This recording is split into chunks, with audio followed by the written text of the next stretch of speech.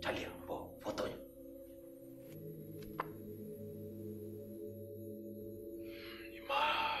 Ini si balacenan diam di pintu langit. Hei, ini si lilintanan taka di pintu bumi. Mako turun satu putui, mako tibo salpo kile kabadan diri. Si amai. Bawalah pasan dari ambu, pasan satu kasian tangkura. Koknyo lalu tolong jagoan, koknyo taka suruh apa jalan, sujui di kaki ambo. Kasian bana mocora. Mati tabu jua basimbah darah, kafan kaganti talinyo. Putuilah kasian, putui makrifat, tabang melayang ke rumah si Imam. Bahan pembuatan gasing tangkura ini adalah kepala atau tengkorak kepala orang yang meninggal dalam berdarah. Ketika gasing itu diputar pelan, maka targetnya itu bereaksi juga sangat pelan. Putus gasing tangkura, putuslah marita. Disitulah seorang wanita itu akan meninggal dunia. Suara Umi menangis merintih.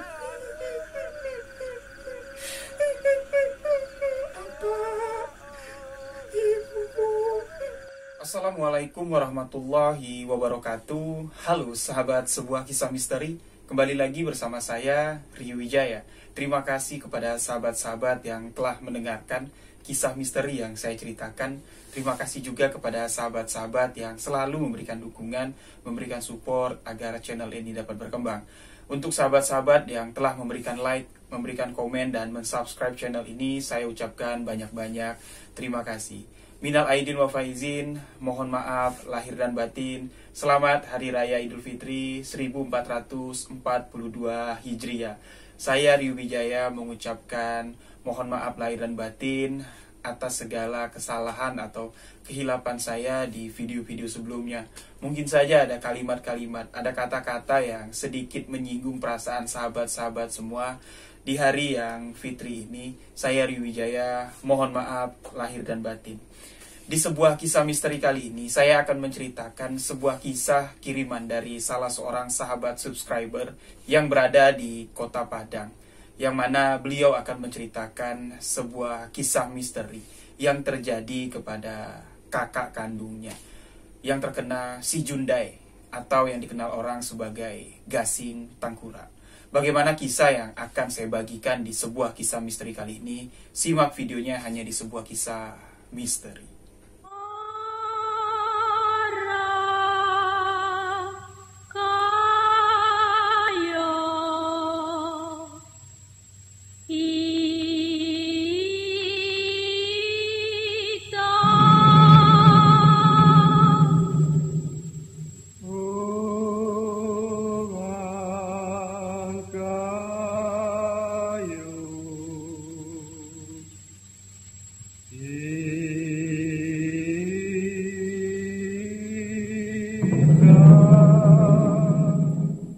Si Jundai atau gasing tengkorak yang dikenal warga Minang merupakan sebuah ilmu yang paling tua yang berada di Minangkabau. Ya, jadi sebelum saya menceritakan kisah yang dikirimkan oleh salah seorang sahabat yang berada di Padang, yang menceritakan di mana di tahun 2000 yang lalu kakak perempuannya terkena si Jundai. Jadi saya akan sedikit menjelaskan apa itu gasing tengkorak, apa itu si Jundai. Ya, karena saya juga adalah sedikit darah Minangnya, yaitu nenek dari sebelah bapak saya orang Manggupu. Jadi sedikit banyak saya juga tahu apa itu gasing tangkura, apa itu si Jundai. Saya akan sedikit menjelaskan apa yang saya tahu tentang ilmu tertua dari Minangkabau ini kepada sahabat-sahabat agar sahabat-sahabat dapat mengerti kisah yang akan saya sampaikan di cerita kali ini. Ya, jadi si Jundai adalah ilmu yang dilepaskan dari permainan gasing tengkorak, yang mana gasing tengkorak ini tidak sembarangan orang yang dapat memainkannya, karena gasing tengkorak ini merupakan ilmu kebatinan yang sangat tinggi, menggunakan tengkorak kepala manusia sebagai perantara atau alat yang digunakan, dan menggunakan tali pocong sebagai tali untuk pemutar gasing. Nah, gasing yang dimaksud di sini bukan gasing yang berbentuk besar ya, melainkan gasing yang berbentuk pipih seperti lempengan besi. Dibolongkan dan dimasukkan tali kapan untuk bisa diputar-putar. Nah, di sini alat pembuatan gasing tengkorak. Ada beberapa yang mengatakan kalau tengkorak terbaik untuk yang digunakan sebagai gasing tengkorak itu merupakan tengkorak kepala seseorang yang meninggal berdarah atau kecelakaan, atau juga bisa tengkorak kepala seseorang yang mati terbunuh. Dan di sini ada juga beberapa informasi yang mengatakan kalau pembuatan gasing tengkorak yang paling baik ya, itu adalah kepala atau tengkorak kepala seorang wanita yang meninggal saat melahirkan. Jadi tidak sembarangan orang yang bisa menggunakan atau membuat gasing tengkorak ini. Orang itu harus mengambil kepala tengkorak dari dalam kuburannya dengan cara mencuri. Dan setelah didapatkan tengkorak kepala itu, bagian keningnya atau di bagian jidatnya itu dipotong sesuai ukuran dan dilubangi dengan 2 buah lubang. Kemudian dimasukkan tali pocong sebagai tali pemutar gasing. Nah, jadi orang yang menggunakan gasing tengkorak ini, setelah gasing itu dibuat, dia akan melakukan ritual untuk mengguna-guna seseorang. Biasanya target dari gasing tengkorak ini adalah wanita. Jadi ya, orang-orang yang boleh dikatakan cinta ditolak, dukun bertindak, inilah gasing tengkorak inilah yang banyak digunakan di ranah Minang. Jadi untuk membalas sakit hati, apalagi wanita itu sempat menghina si pria ini. Jadi pria ini nggak segan-segan lagi untuk mengupas seorang untuk menggunakan gasing tengkorak, melepaskan si Jundai untuk mengguna-guna wanita itu sampai gila, bahkan sampai mati. Jadi dukun ini akan melakukan ritual memutar gasing tengkorak dengan diiringi dengan musik ya, seperti seruling gitu. Nah, sambil si dukun ini membacakan mantra-mantra yang kurang lebih mantra-mantranya seperti ini. Hai si Anu, ya, nama seseorang atau nama wanita yang ingin dikirimkan gasing tengkorak ini.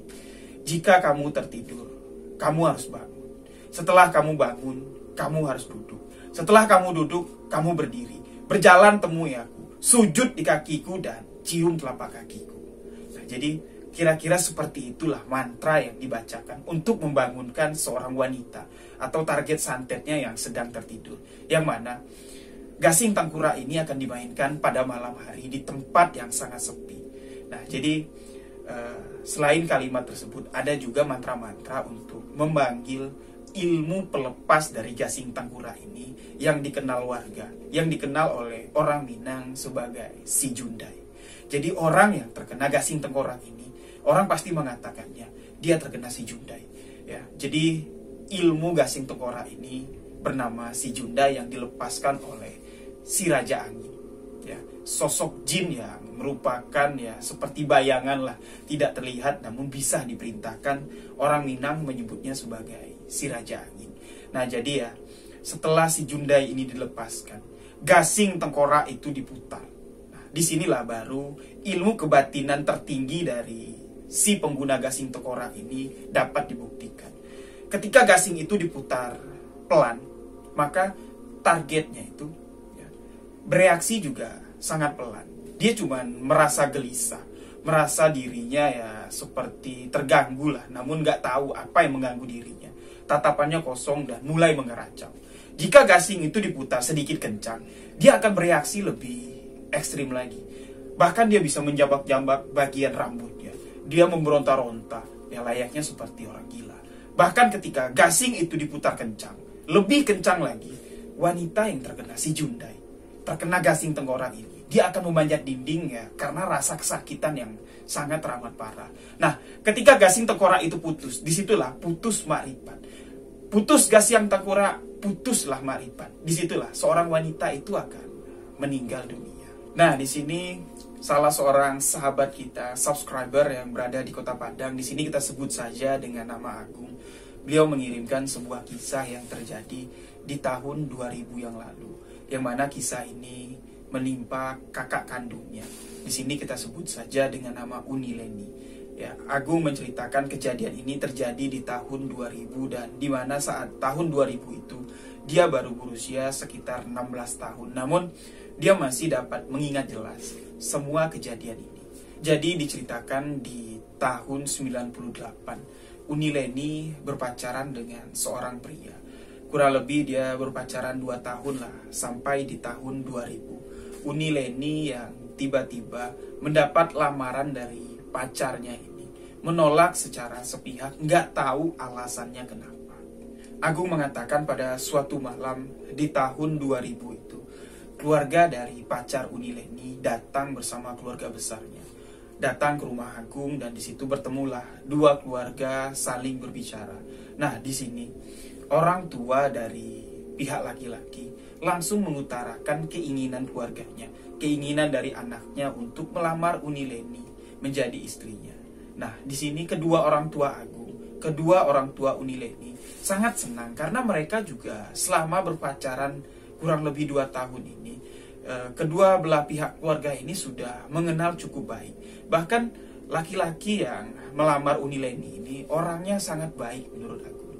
Nah, entah kenapa di tengah pembicaraan ini, Unileni yang tadinya berada di dalam kamar menguping pembicaraan dari kedua belah pihak ini, tiba-tiba keluar dari kamar ketika mendengar kekasihnya ingin mengutarakan niat hati untuk melamar Unileni. Di situ Unileni langsung keluar dengan tergesa-gesa dan memutuskan kalau dia tidak ingin menikah pada tahun ini. Ya, di situ apa yang dikatakan Unileni ini cukup mengejutkan orang yang ada di ruang tamu. Pacar Unileni langsung merasa kaget lah ya, kok tiba-tiba sifat atau watak Leni ini berubah secara drastis. Di sini ibunya Leni juga sempat marah, menarik anaknya ke dalam kamar. Nah, di sini ayahnya Agung langsung meminta maaf kepada pihak dari laki-laki dan meminta waktu lagi untuk membicarakan permasalahan ini. Singkat cerita, pada malam itu ya keadaan gak kondusif lah ya, tidak sesuai dengan harapan kedua belah pihak. Yang mana setelah kejadian malam itu, Unileni selalu mengurung diri di dalam kamar. Di situ Agung yang merupakan satu-satunya adik yang dimiliki oleh Unileni, dan Agung mencoba mendekati Unileni, mencari tahu, nih kenapa kok Uni pada malam kemarin kasar banget ngomongnya sama pihak keluarga pacar Uni. Uni nggak kasihan sama apa, Uni nggak kasihan sama ibu, malu lah mereka nih. Nah, Unileni cuma mengatakan, wis, kamu anak kecil, kamu nggak ngerti, nggak usah ikut campur lah. Uni nggak apa-apa kok, ibu sama bapak juga nggak apa-apa kok. Yang penting Uni puas, Uni sudah mengutarakan apa yang Uni mau. Uni nggak mau menikah dulu, Uni masih mau senang-senang.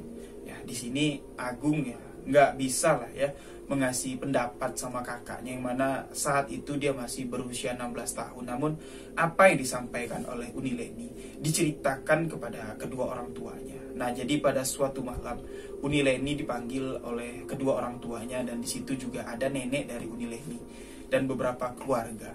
Mereka duduk bersama, mereka menceritakan permasalahan ini dan secara langsung lah ingin tahu apa sebab Unileni menolak lamaran pacarnya.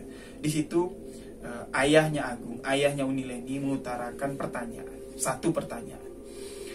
Len, kamu kenapa kok tiba-tiba menolak lamaran pacar kamu? Ya kalau kamu gak mau menikah, ngapain selama 2 tahun kamu pacaran? Kamu bawa laki-laki itu ke sini, kamu pergi ke sana ke sini dengan laki-laki itu, sampai semua orang kampung kita tahu kalau kamu itu pacaran sama dia. Ya malu lah, apa malu Len? Dan bapak juga melihat kalau pacar kamu itu, orang yang datang ke sini melamar kamu kemarin itu anak baik-baik, keluarganya juga berasal dari keluarga baik-baik. Kenapa kamu dengan kasar menolak permintaan mereka? Kamu ingat, ini kita tinggal di kampung. Apa enggak mau kalau terjadi sesuatu hal kepada kamu? Nah, di sini juga nenek dari Unileni yang merupakan ya tua Tengganai lah yang berada di kampung itu juga mengatakan, ingat, kita tinggal di kampung, masih banyak hal-hal buruk yang ada di kampung kita. Ya, nenek tidak mau kalau hal buruk tersebut terjadi kepada kamu. Ya, nenek cuma berpesan satu hal sama kamu. Lebih baik kamu datang ke rumah sebelah jantan, kamu minta maaf. Kamu jelaskan kalau kamu menolak dengan secara baik-baik. Kalau baiko caranya, indak baik nanti. Jadi nenek dari Unileni mengatakan ya, kalau seperti ini cara kamu Leni, ini akan terjadi sesuatu hal yang tidak baik. Jadi lebih baik kamu datang ke keluarga laki-laki, kamu meminta maaf, kamu utarakan alasan kamu kenapa menolak lamaran pada malam itu. Nah, tapi di sini Leni sama sekali tidak menjawab apa yang ditanyakan oleh ayahnya dan apa yang ditanyakan oleh neneknya. Malam itu Leni cuma diam saja, sepatah kata pun tidak menjawab apa yang dipertanyakan orang-orang yang ada di ruangan itu. Disinilah membuat pertanyaan besar dari keluarga Uni Leni. Nah, pada suatu hari laki-laki itu datang lagi menemui keluarga dari Uni Leni, berniat ya, meminta waktu untuk berbicara empat mata kepada Leni. Ya, karena setelah kejadian malam itu sampai sekarang ini Leni tidak menghubungi saya. Bahkan saya mencoba untuk menghubungi Leni, dia tidak menjawab atau merespon panggilan saya. Jadi saya datang ke sini, mohon maaf sebelumnya apa Ibu. Ya, saya datang cuma ingin bertemu dengan Leni, menanyakan nasib dari hubungan kami. Selama 2 tahun kami pacaran sama sekali tidak terjadi masalah. Kok tiba-tiba ketika saya berniat baik untuk melamar Leni, kok Leni malah seperti ini. Ya jujur ya, saya malu dengan keluarga saya. Namun sama sekali saya nggak kecewa. Sebelum saya tahu apa alasan Leni, saya akan terus memperjuangkan hubungan ini. Ya mungkin kalau Leni sudah mengatakan dia sudah tidak nyaman lagi bersama saya, tidak ingin melanjutkan hubungan kami ke jenjang pernikahan, ya mungkinlah di situ waktunya saya mundur. Jadi hari ini sebenarnya saya datang ke sini untuk memastikan bagaimana nasib hubungan saya bersama Leni.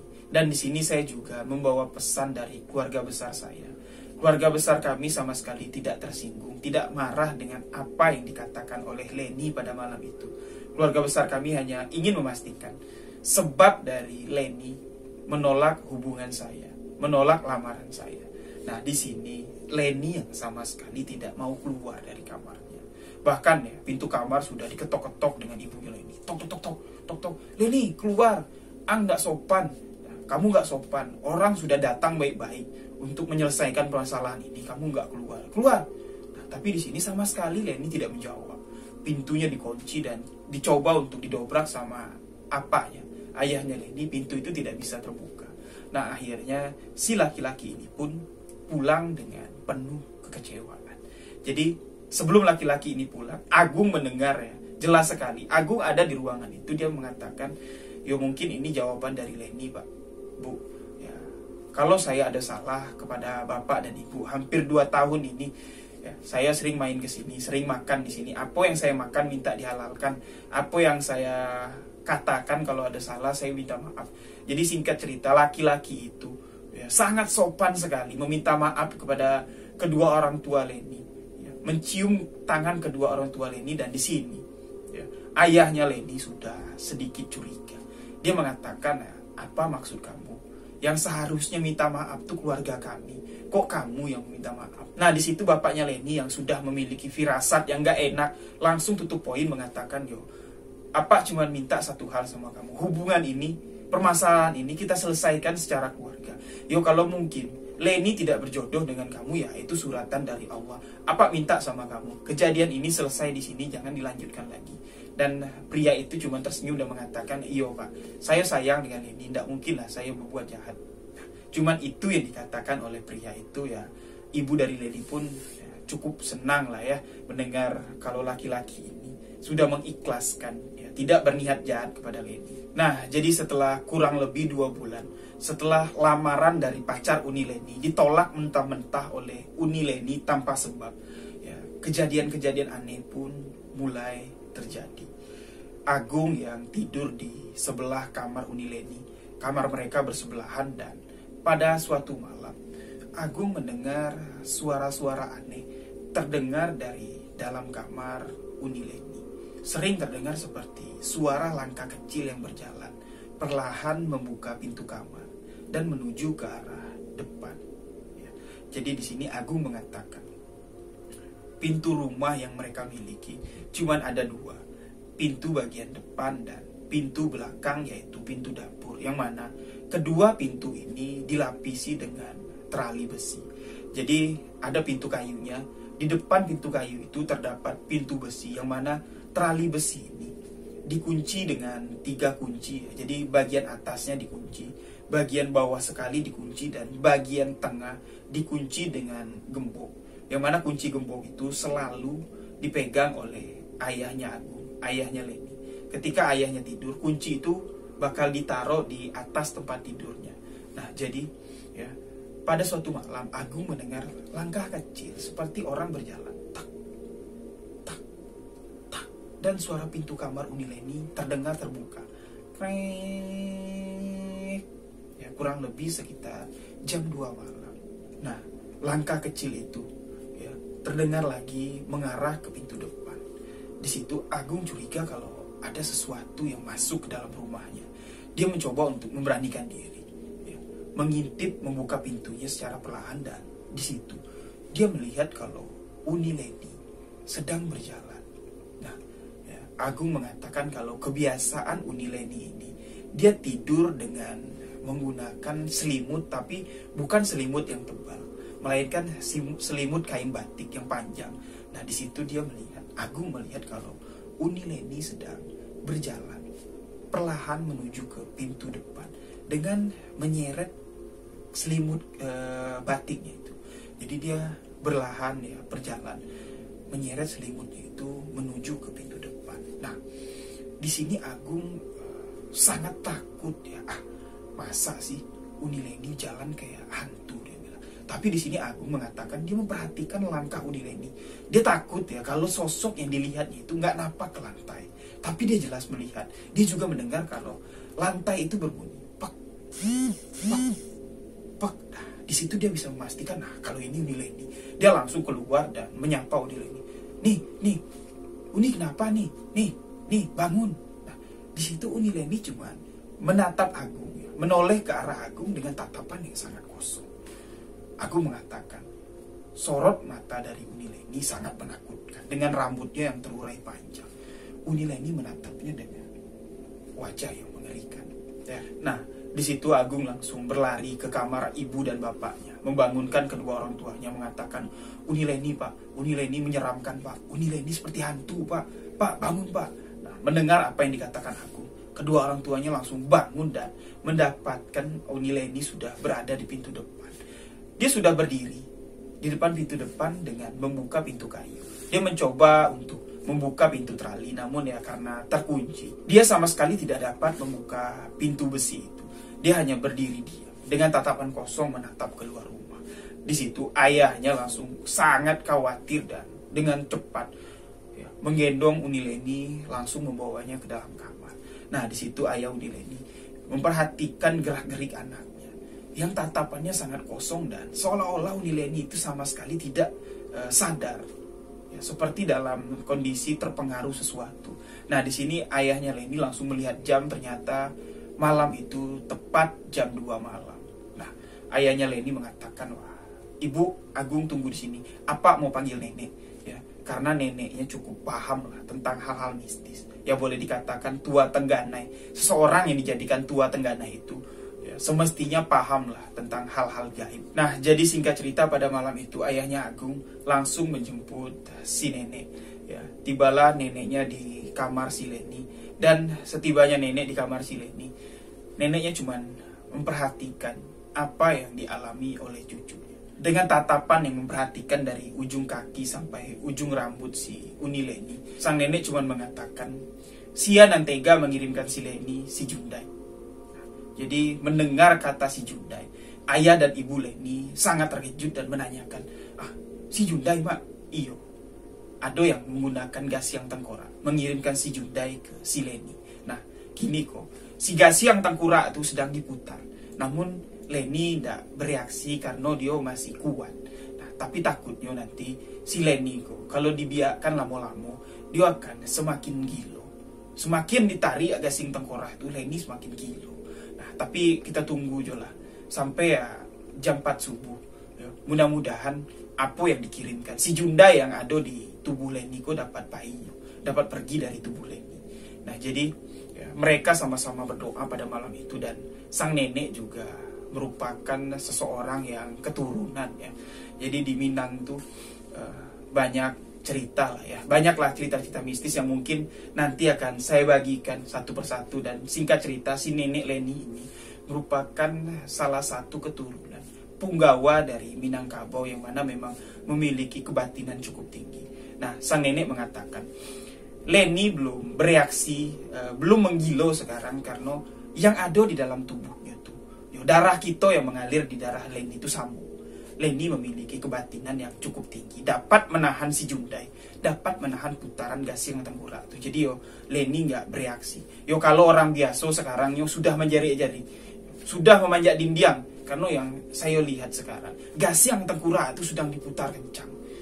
Tapi tidak dapat gitu menegahnya, tidak dapat gitu menghentikan putaran dari gasing tengkorak itu sembarangan. Kalau salah-salah, siapa yang menghentikan putaran gasing tengkorak itu? Dia yang terkena putaran gasing tengkorak. Dia yang akan dikirimkan si Jundai kembali. Jadi sama-sama kita berdoa aja. Malam ini kita tunggu sampai subuh datang. Mudah-mudahan si Jundai yang ada di dalam tubuh Leni ini dapat bayi. Jadi mereka sama-sama berdoa, meminta kepada Allah SWT dengan membacakan surat Yasin, meminta kalau si Jundai atau kiriman gasing tengkorak yang sedang ada di dalam tubuh Leni ini dapat pergi. Nah, singkat cerita, azan subuh pun berkumandang. Di sini Leni sudah terlihat seperti orang tidur, tidak seperti tadi dengan mata terbuka yang selalu menatap ke atas. Nah, jadi keesokan harinya si nenek menanyakan perasaan Leni sekarang. Mereka duduk berdua, berceritalah pada pagi hari itu, dan Agung, ayahnya Leni dan ibunya Leni cuma dapat mendengarkan. Dipesankan dengan si nenek ini, kalian dengarkan saja, jangan ikut campur, jangan ikut nanya-nanya, karena kondisi kejiwaan dari si Leni sekarang ini masih 50-50, 50%, belum kembali seutuhnya. Jadi sang nenek mencoba menggali informasi apa yang sebenarnya terjadi, apa yang sebenarnya dirasakan oleh Uni Leni pada tadi malam. Jadi dengan pelan si nenek menanyakan, nah, jadi bagaimana perasaan kamu sekarang Leni? Sudah baikan? Alhamdulillah seperti biasa lah, Nek, nggak seperti ada yang aneh. Kamu nggak sadar tadi malam. Tadi malam kamu mengeracau, kamu semalam berjalan menuju keluar rumah. Apa yang kamu rasakan? Apa kamu mengalami mimpi atau mengalami yang aneh-aneh pada tadi malam? Enggak, sama sekali saya enggak merasakan apa-apa.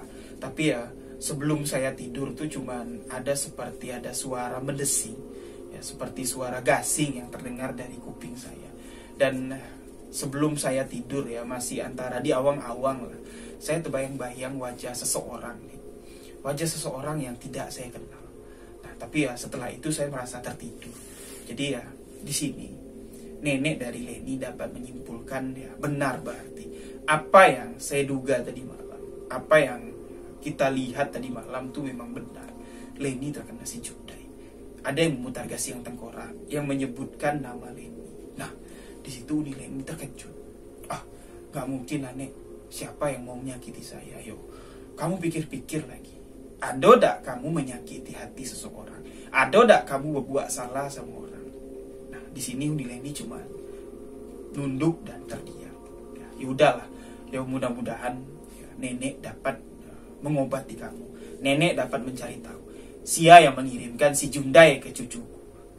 Sia yang berani mengganggu anak keturunanku.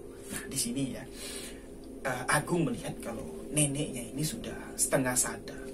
Karena sorot dari mata neneknya Agung ini terlihat, mohon maaf sebelumnya terlihat sorotnya seperti sorot mata dari harimau. Nah, jadi singkat cerita, pada malam harinya si nenek mengatakan kepada Leni, Ang tidak boleh tidur sendirian. Ang harus nenek temani tidur. Nah, di sini juga Agung minta, yaudah Nek, aku ikut nemani nenek sama Uni Leni tidur. Nggak bakalah, tapi sebelum kalian tidur, kalian amalkan jampi-jampi ini. Jadi si nenek memberikan amalan dengan menggunakan bahasa Minang, yang mana itu merupakan menurut si nenek, apa yang disampaikan nenek ini merupakan penolak bala, penolak ilmu hitam. Nah, di sini Agung membacakannya dan Uni Leni membacakannya. Pada malam itu mereka bertiga tidur di kamar Uni Leni, dan di sini Agung jam 11 malam sudah tertidur. Nah, ketika jam 1 malam Agung terbangun dengan hiruk pikuk yang ada di kamar tersebut. Nah, di sini Agung melihat jelas kalau Unileni berteriak, ya, menarik-narik rambutnya, dan mencoba untuk berlari keluar rumah layaknya seperti orang gila.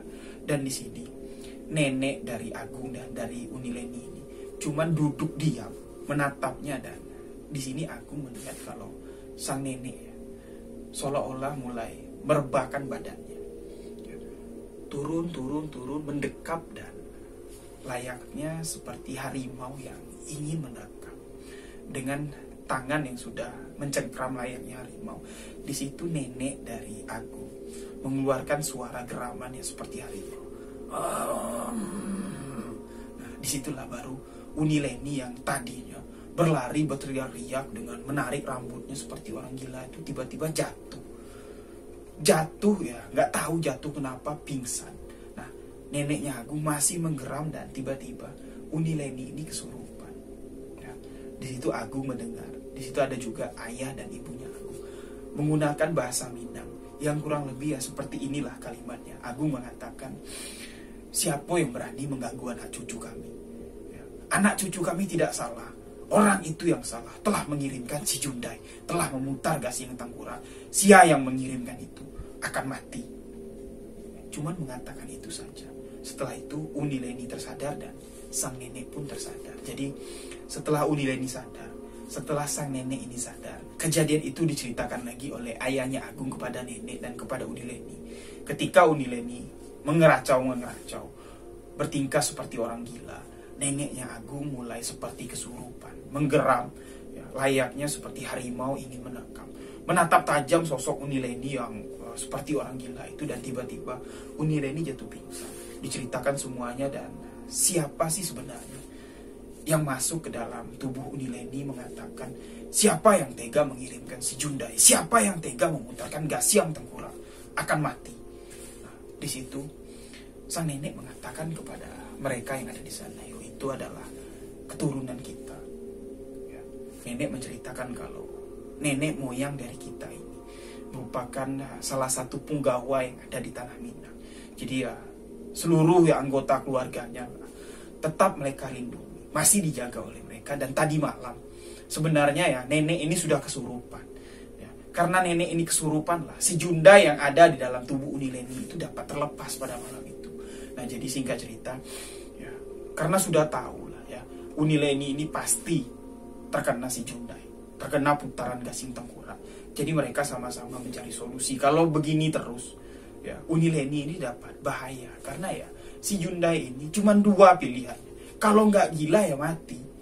Nah, jadi gimana caranya agar tali gasing yang diputar dukun ini belum putus? Ya, neneknya mengatakan kalau tali gasing itu udah putus, makripat sudah putus, ya tidak dapat lagi diobati. Kalau nggak gila ya mati. Nah, mumpung masih 2 hari, ya kita cari tahu siapa yang mengirimkan Gasiang Tengkorak itu. Jadi mereka pun sekeluarga ya kesana kesini mencari informasi siapa yang memiliki ilmu Gasing Tengkorak. Karena begini ya, hanya dukun yang melepaskan Gasing Tengkorak itulah yang dapat mencabut mantra-mantranya. Jadi harus tahu siapa yang menggunakan Gasing Tengkorak. Jadi keluarganya Leni ini nggak mencari tahu siapa yang otak atau pengirim Gasing Tengkorak ini, enggak.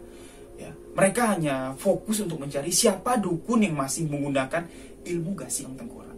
Ya, karena mereka sudah tahu lah, pastilah kiriman Gasing Tengkorak ini adalah kiriman dari mantan pacarnya Unileni. Nggak usah dicari lagi lah, kata si nenek. Nggak penting. Yang penting kita cari siapa yang menggunakan Gasing Tengkorak di dusun Iko, di kampung Iko. Jadi mereka sama-sama mencari informasi, dan sama sekali tidak ada orang yang tahu.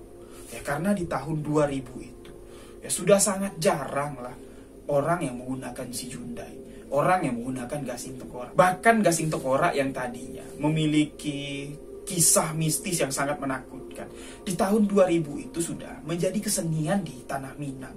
Jadi orang sudah nggak percaya lagi kalau masih ada orang, masih ada dukun yang menggunakan Gasing Tengkorak. Jadi mereka sama sekali tidak dapat mencari tahu siapa yang menggunakan Gasing Tengkorak. Ya, jadi pada malam ketiga, satu keluarga itu berkumpul untuk menjaga Unileni. Takut kalau Unileni ini mengalami gangguan lagi. Namun di malam ketiga, Agung mengatakan sama sekali tidak ada ya gangguan pada malam itu. Nah, di sini sang nenek mencoba untuk berkonsultasi dengan pendampingnya, dengan khodam yang mendampingi keturunannya. Ya, jadi malam ketiga itu di ruang tengah atau di ruang keluarga, sang nenek menyiapkan beberapa sesaji lah ya, menyiapkan seperti dupa, menyiapkan kemenyan dan beberapa kembang setaman ya, kembang 7 rupa lah.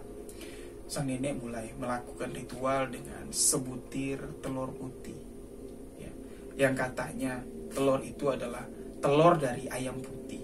Jadi ayam kampung yang berwarna putih itu telurnya diambil ya. Agung masih nggak ngerti lah apa maksud itu semua, dan sang nenek mulai melakukan ritual. Pada malam itu nenek dari Agung ini kesurupan, meraung-raung seperti harimau ya, layaknya seperti harimau lah, berjalan merangkak dengan cakar ya, mencakar-cakar lantai, dan di situ dia berkomunikasi dengan menggunakan bahasa Minang. Di sini ayahnya Agung yang menjadi media ini ya, menjadi orang yang menanyakan siapa yang masuk, menanyakan tentang penyakit yang dialami oleh Uni Leni. Singkat cerita, sosok yang masuk ke dalam neneknya Agung ini mengatakan kalau si Jundai sudah ada di dalam Uni Leni. Namun si Jundai itu masih belum bisa bereaksi karena batin dari Leni ini cukup kuat ya, karena dia anak keturunan. Tapi lambat laun ya, batin dari Leni ini, pikiran dari Leni ini sedikit demi sedikit akan terganggu, karena gasing itu setiap hari, setiap malam akan selalu diputar. Dan sekarang keadaan dari tali pemutar gasing yang terbuat dari tali pocong itu sudah sangat penting. Takutnya dalam beberapa pekan belakangan ini gasing itu akan putus, putuilah makrifat, tidak dapat lagi gitu mengobati anak Uni Leni. Nah, jadi setelah sosok ini mengutarakan ya, apa yang dia lihat, apa yang diketahuinya dengan penglihatan secara batin, ya, secara dimensi gaib. Dan di sini ayahnya Uni Leni mengatakan, sia yang memutar gasing, sia yang menggunakan si Jundai di kampung gitu. Sosok itu tidak dapat melihatnya. Dia mengatakan kalau orang yang menggunakan si Jundai ini memiliki tingkat kebatinan yang sangat tinggi. Tidak dapat dia lihat ya, seperti rumahnya atau tempat dia memutar gasing itu dilimuni, ditutup dengan perabot. Sama sekali tidak dapat dilihat. Jadi singkat cerita, pada malam itu setelah keluarga Uni Leni mengetahui kalau putaran gasing tengkorak ini sudah tidak lama lagi karena tali pemutarnya akan putus, keluarga itu semakin risau. Namun dari malam ketiga sampai malam keempat, bahkan sampai malam ketujuh, Agung mengatakan ya, keluarganya selalu berkumpul untuk menjaga Uni Leni kalau tiba-tiba pada malam hari penyakitnya kumat. Nah, sampai malam ketujuh sama sekali tidak ada reaksi. Uni Leni tertidur sangat pulas. Ya, ketika paginya ditanya apa yang dirasakan oleh Uni Leni, dia hanya mengatakan tertidur sangat lelap, bahkan mimpinya pun mimpi yang baik-baik. Tidak ada mimpi yang seram, tidak ada mimpi ketemu sosok yang aneh-aneh. Nah, di sini mungkin neneknya Leni mengatakan ya mungkin ya kalau apa yang dialami Uni Leni ini sudah selesai. Si Junda yang ada di dalam tubuhnya sudah dapat dikalahkan oleh batin si Leni sendiri. Ya, alhamdulillah lah. Singkat cerita, pada malam ke-8 mereka melakukan sedekah selamat, bacakan doa selamat, karena setelah beberapa malam belakangan ini Uni Leni yang tadinya terkena si Jundai, terkena putaran gasing tengkorak, sudah tidak lagi mengalami hal yang aneh-aneh. Nah, di sini Agung mengatakan warga berkumpul membacakan tahlil, membacakan yasin, membacakan doa selamat ya, atas kesehatan Uni Leni. Keluarganya pun sudah tenang, neneknya sudah nggak di rumah lagi, ya sudah kembali ke rumahnya pada malam ke-11. Dari malam pertama Uni Leni terkena si Jundai, terkena putaran gasing tengkorak. Di malam ke-11 terjadi sesuatu hal yang sangat mengerikan di rumah tersebut. Di sini nenek yang sudah tidak tidur lagi di rumah itu, sudah tidak menjaga Uni Leni lagi. Pada malam itu nggak tahu Uni Leni keluar dari mana. Yang mana ya, seperti biasa, pintu-pintu dari rumah itu terkunci dengan rapat. Namun pada malam itu nggak tahu siapa yang membuka pintu belakang. Terali pintu belakang ya memiliki 3 kunci. Kunci atas, kunci bawah, dan gembok yang cukup besar mengunci pintu bagian tengah itu tiba-tiba terbuka.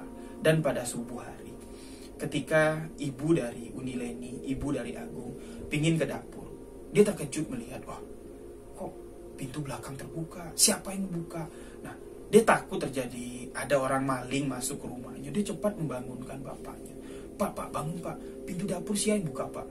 Pintu dapur terbuka Pak. Nah, jadi bapaknya langsung panik bangun dan mereka mengecek ke belakang dan di situ di belakang terdapat sebuah pohon nangka. Ya, pohon nangka yang cukup tinggi dan terlihat kalau Uni Leni sudah meninggal dengan cara tergantung. Menggantung diri dengan kain yang biasa dibawanya.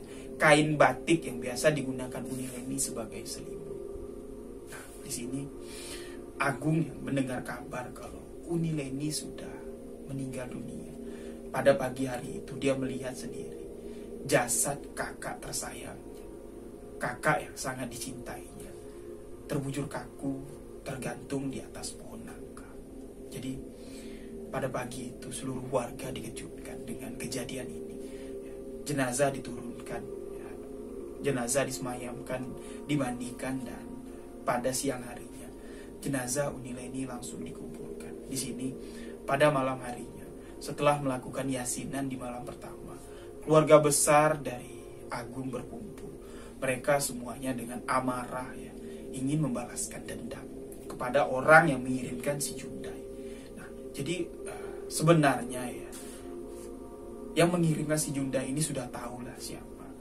Menurut pengakuan dari Agung, dan Agung sendiri menganggap kalau orang yang mengirimkan si Jundai atau mengirimkan gasing tengkorak kepada Uni Leni sehingga Uni Leni membunuh diri, meninggal dengan bunuh diri, itu adalah pria yang ditolak cintanya oleh Uni Leni, ditolak lamarannya oleh Uni Leni. Tapi di sini nenek dari Uni Leni menegaskan kita tidak boleh sembarangan menuduh. Tidak ada satupun bukti yang menunjukkan kalau laki-laki itu yang mengirimkan si Jundai kepada si Leni. Tidak bisa. Gaib tidak bisa ditebak-tebak, gaib tidak bisa diterka-terka. Ya sudahlah, ini sudah takdir. Ini sudah keputusan yang kuasa. Tidak bisa. Dendam tuh tidak bakal menyelesaikan masalah. Tidak bisa. Nah sekarang, kalau Ang semua pengen tahu siapa yang mengirimkan si Jundai, malam ini kita buktikan. Nah jadi pada malam itu si nenek ingin membuktikan siapa yang sebenarnya mengirimkan si Jundai dan siapa dukun yang masih menggunakan si Jundai di kampung ini. Jadi dia mencoba melakukan sebuah ritual atau sebuah upacara untuk memanggil ruh seorang yang sudah meninggal. Nah, jadi sebelum saya menceritakan ini, saya tidak ingin ada debat di kolom komentar. Jadi apa yang saya ceritakan ini berdasarkan tulisan dari kiriman yang dikirimkan oleh sahabat yang mengirimkan kisah ini. Jadi Allah wa'alam bisawab. Semua kebenaran itu hanya Allah yang tahu, dan di sini saya hanya membacakan kisah yang dikirimkan. Jangan nanti sahabat mengira saya yang mengatakan ini terjadi. Jangan nanti saya nggak mau lagi dikomentari negatif, dihina, dicaci maki karena saya hanya menceritakan kisah yang dikirimkan. Tidak saya rubah sedikit pun. Jadi untuk kisah kali ini khususnya no debat, saya hanya menceritakan, tidak menganjurkan untuk sahabat-sahabat percaya dengan apa yang saya sampaikan. Nah, jadi pada malam itu Agung menyaksikan sendiri bahwa ritual yang dilakukan si nenek ini memanggil arwah dari almarhum Uni Leni untuk menanyakan siapa yang menggunakan gasing tengkorak, yang melepaskan gasing tengkorak kepada Uni Leni. Jadi dengan syarat kain yang digunakan Uni Leni untuk menggantung lehernya. Dan kain itu masih disimpan oleh ayah Uni Leni. Dan pada malam itu, seluruh anggota keluarga besar dari keluarga itu berkumpul di ruang tengah dengan menggunakan prapenan, arang yang sudah dibakar, kayu sudah dibakar menjadi arang, ditaruh di sebuah guci. Di situ ditaburi kemenyan dan kain yang digunakan Uni Leni untuk menggantung dirinya.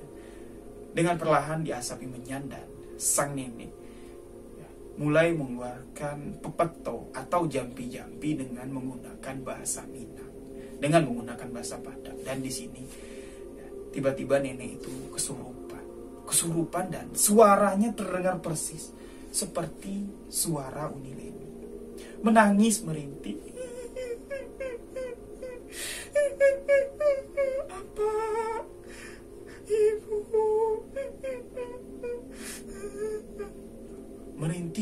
menangis, mengucapkan kalimat, "Bapak, Ibu, maafin Leni, Pak.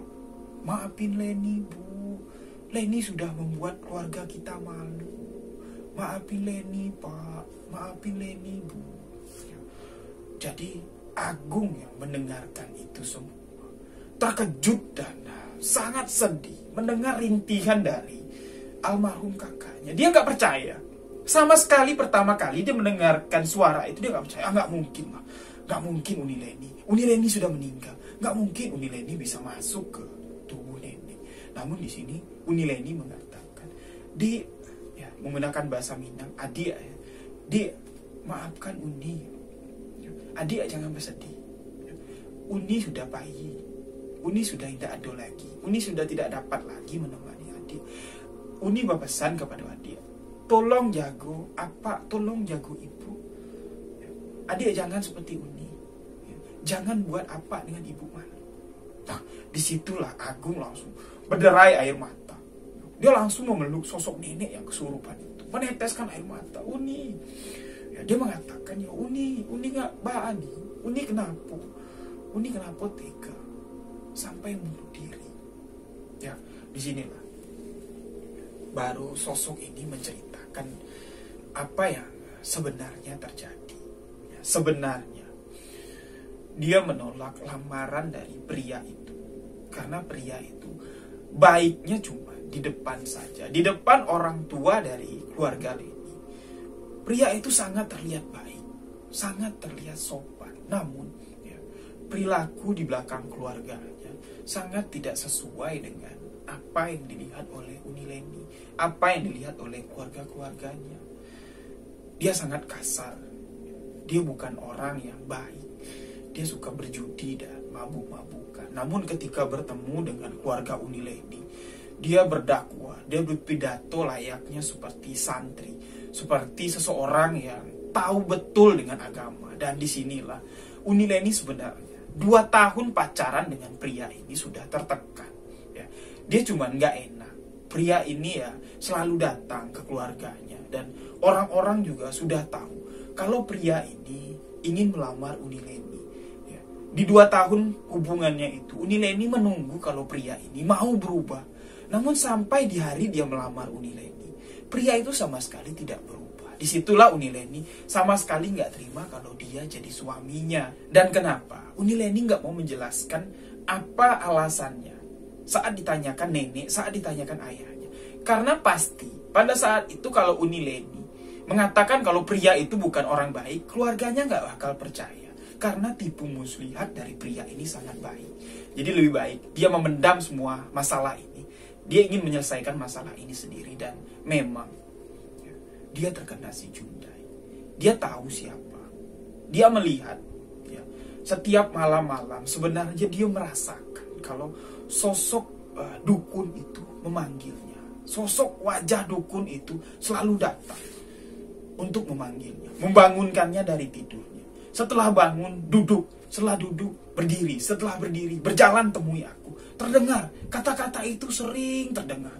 Putaran gasing itu semakin kencang dan membuat hatinya panas, gelisah dan risau. Di sini dia mengatakan kalau dia sadar kalau dirinya terkena si Jundai, terkena pengaruh gasing tengkorak, dan kenapa dia sampai membunuh diri, menggantung diri itu di luar kemauannya, di luar kontrol dari akal sehatnya.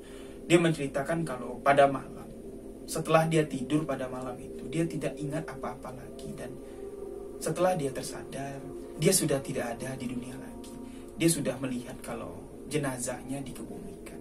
Nah, setelah mendengarkan apa yang diceritakan Uni Leni, Uni Leni berpesan, "Ya sudahlah, apa ibu, adik, sanak-sanak sadoyo, ini tidak usah diperpanjang lagi, tidak usah dibahas lagi. Leni ikhlas. Ini sudah menjadi suratan takdir Leni. Jangan lagi ada dendam." Uni minta, Leni minta kepada ayah, kepada ibu, kepada adik, jangan menyimpan dendam. Kalau kalian menyimpan dendam, Leni semakin terasa sakit. Sudahlah, ikhlaskan. Leni juga sudah ikhlas. Kita sudah beda alam. Nah, jadi setelah mengatakan itu, nenek pun tersadar. Jadi pada malam itu ya, nenek ini mencoba untuk memanggil arwah Uni Leni yang baru meninggal, yang mana sebagian orang memiliki kepercayaan selama 40 hari ya, setelah arwah itu dikebumikan, arwah ini masih sering pulang ke rumah. Arwah itulah yang dipanggil oleh neneknya Uni Leni. Jadi Agung mengatakan dan menceritakan kisah ini dibagikan kepada sahabat-sahabat semua untuk menjadi pelajaran. Jadi semoga kisah yang disampaikan oleh Agung ini dapat sahabat-sahabat ambil hikmah dan pelajarannya. Bukan saya memaksa sahabat-sahabat untuk percaya dengan kisah ini. Hanya Allah lah yang memiliki kebenaran semua yang ada di dunia ini. Demikian sebuah kisah misteri kali ini. Saya Riwijaya mengucapkan wabillahi taufik walhidayah. Wassalamualaikum warahmatullahi wabarakatuh. Salam sebuah kisah misteri.